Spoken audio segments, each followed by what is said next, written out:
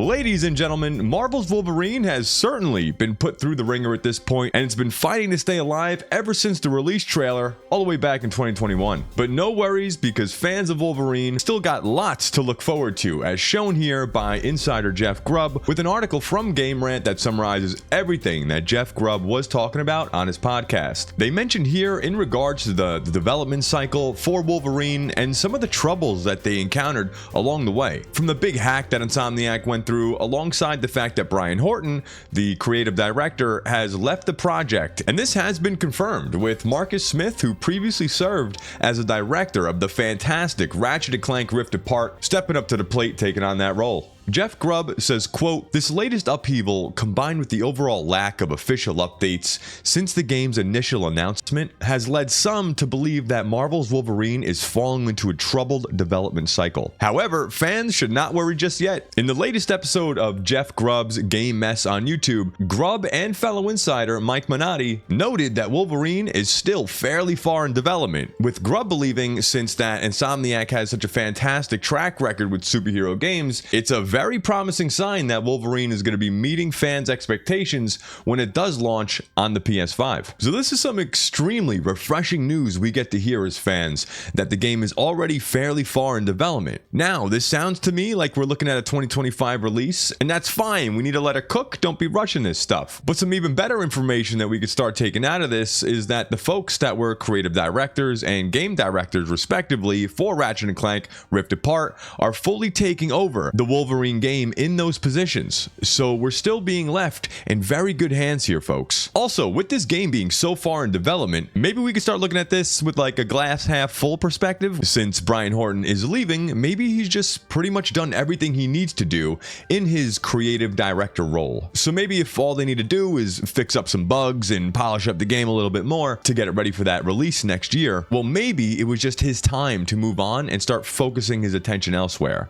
But Insomniac has a hell of a track record when it comes out to these superhero games, so we gotta keep our faith in this one, ladies and gentlemen. Just as much as I have faith that you're gonna hit that like button if you're enjoying this video so far. Thank you, by the way. But I get it. I totally understand why we would be worried here. And at the same time, Insomniac has gone through a lot since that original announcement. You know, they went through that terrible hack that happened last year, and I'm sure this certainly put a pretty big setback on not only Wolverine, but a hell of a lot of other plans that they probably had in the works. For example, New Game Plus and regular updates for Marvel Spider-Man 2, their big hitter, they were all planned well in advance, but they were just put on an absolute massive delay and couldn't be released, I imagine, when they originally expected them to be, because of the mess that I bet they had to deal with internally. So Wolverine had to be one of the games that fell victim to this hack as well and had to be put on the back burner, and this most likely had a big play on why we're not getting any DLC for Spider-Man 2, and that is confirmed. There is no DLC coming to Spider-Man 2,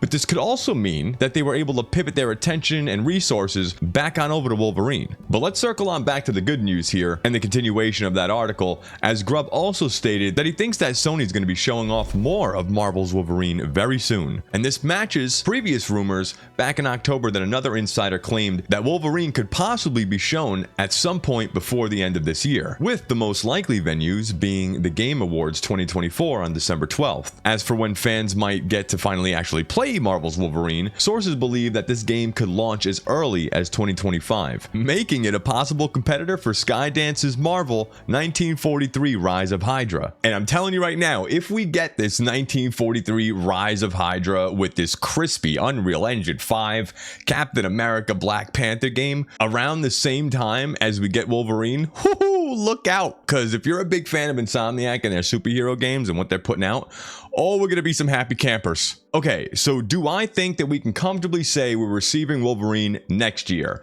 Will we be playing this game in 2025? And I truly believe yes, that is the case. And here's why. This game's release trailer came out in 2021, which, just looking at that, gives us 3 years in development already.